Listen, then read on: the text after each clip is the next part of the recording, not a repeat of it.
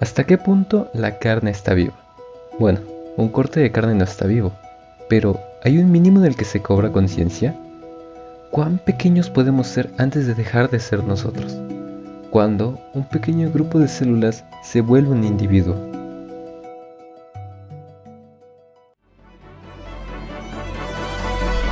I don't know if we can be trusted. But I have no choice.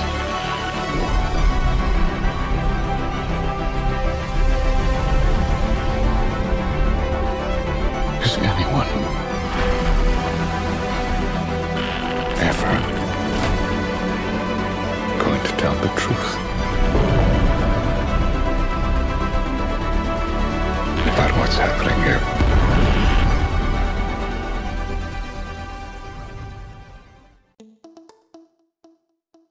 Proceso que utiliza la transferencia nuclear de células somáticas para crear embriones humanos a partir de células adultas. Así es como esta clonación es definida por el Instituto Nacional de Salud. ¿Pero es solo eso?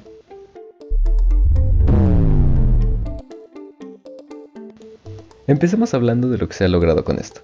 En 1952 se empezarían los primeros experimentos de clonación en ranas. En 1986 se obtuvo la primera vaca por clonación. Después pasamos a 1995, donde se consiguieron los términos clonados Megan y Morgan, para finalmente llegar al año 1996, en el cual nació la famosa oveja Dolly. Pero obtener a Dolly no fue un camino de rosas.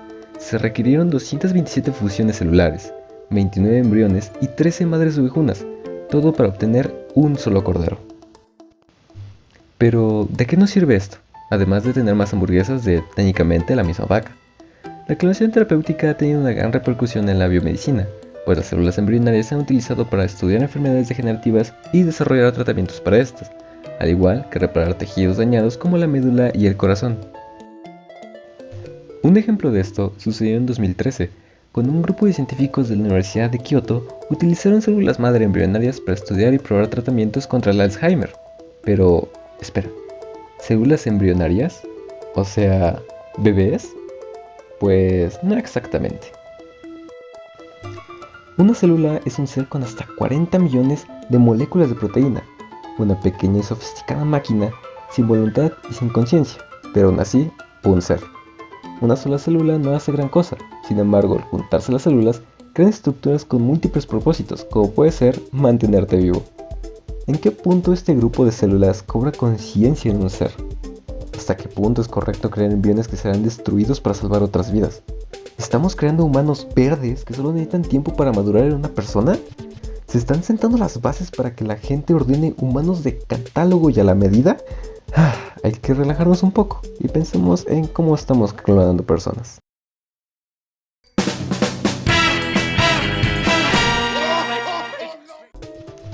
Un blastocisto es un pequeño embrión de 5 a 6 días de desarrollo, una redondita bola de células con células embrionarias dentro de ella. Estas pueden ser retiradas y al ponerlas en un medio específico en el laboratorio, las células se diferencian y continúan su división. Estas celulitas que acabamos de cultivar son las que se podrán utilizar para trasplante y hacer la gran terapia que buscamos con esta clonación. El medio en el que se cultiva es la clave para la terapia. Así obtenemos las células que queremos para tratar alguna enfermedad específica. Pero aún queda otra pregunta. ¿Cómo logramos obtener este blastocisto?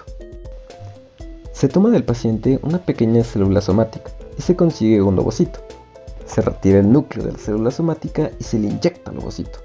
Una vez este proceso se realiza en el laboratorio, el ovocito empieza a dividir las células y tras 5 días conseguimos un blastocisto. Un embrión que puede brindar al paciente el tipo de células que necesite, ya sean musculares, nerviosas, entre muchas otras. Esto suena muy bonito, pero ¿vale la pena destruir un embrión para lograr esto? ¿Es correcto? Actualmente estas tecnologías y terapias a base de clones no están legisladas y no se cuenta con un marco regulatorio en México. Lo más cercano que tenemos es la reproducción asistida. El no tener una regulación es un obstáculo para el desarrollo de esta terapia, además de ser un tanto peligroso. Algunos países del mundo, tales como Canadá, España, China e Inglaterra, aún continúan las investigaciones bajo muchas limitaciones. Sin embargo, países como Estados Unidos y Alemania han prohibido la investigación de células madre y el uso de fondos públicos para financiar este tipo de investigación. Un ejemplo de esto sucedió en agosto de 2001, donde la Cámara de Representantes de Estados Unidos declaró ilegal y prohibió todo tipo de clonación humana, incluida la que tiene fines terapéuticos, por considerar que la destrucción de un embrión con el fin de extraer las células madre equivale a matar una vida. Así que, aún queda un largo tramo en las investigaciones sobre clonación. ¿Crees que esto es correcto? ¿Se deberían continuar estas investigaciones que tienen el potencial de salvar vidas por el costo de embriones? ¿Llegaremos como humanidad al punto en el que nos pongamos de acuerdo? Con mucha frecuencia nos enfrascamos en pequeños conflictos que no importan a largo plazo, pero si superamos los contratiempos y obstáculos que se presentan, podríamos lograr curar enfermedades letales. ¿Es esta técnica solo un paso en este proceso o la clave para lograrlo?